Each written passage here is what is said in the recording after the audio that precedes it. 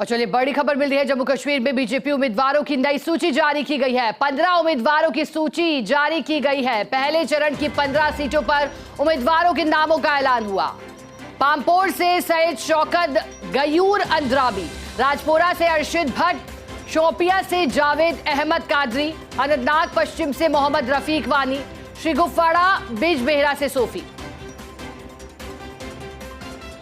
यानी कि निर्मल सिंह और कवेंद्र गुप्ता नहीं थे।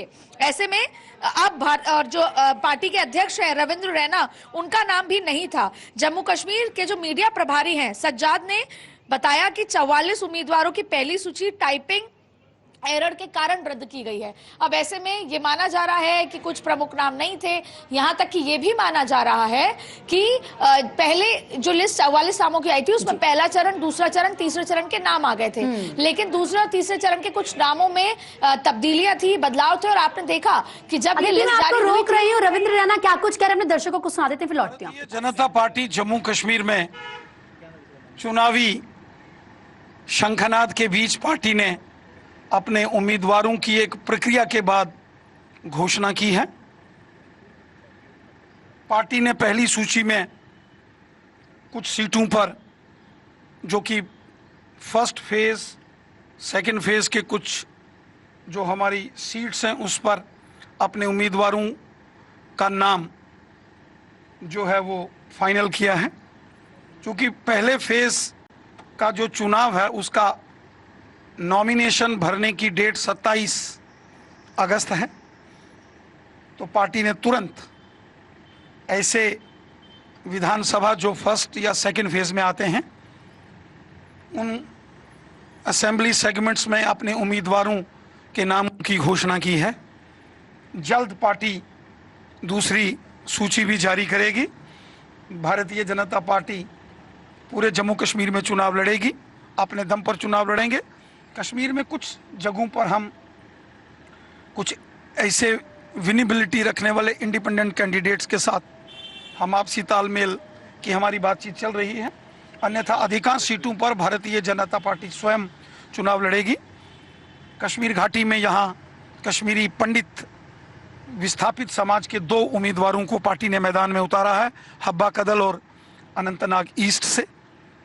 इसी प्रकार पार्टी ने जम्मू संभाग में भी पूरी ताकत के साथ चुनाव लड़ने का निर्णय किया। भारतीय जनता पार्टी में नए पुराने चेहरे सब मिलकर काम करते हैं। बीजेपी में एक परिवार की तरह सब रहते हैं। ये फर्क नहीं पड़ता है कि किसका नाम आया है, किसका नहीं आया है। Nation first, party second, self last, इस मिशन के साथ भारतीय जनता पार्टी के कार्यकर्ता काम करते हैं। देश और समाज के लिए समर्पित भाव से भारतीय जनता पार्टी के कार्यकर्ता काम करते हैं। इसलिए अपने भाजपा बीजेपी परिवार से कोई भी लड़े, कुछ लड़ते हैं, बाकी वाले मिलकर।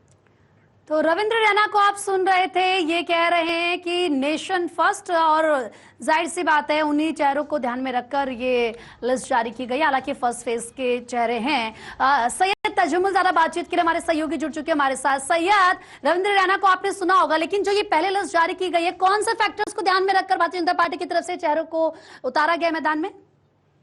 देखिए, जम्मू कश्मीर में और घाटी में बीजेपी के पास ऑप्शन है वही है, और जो ऑप्शन नहीं है वो नहीं है।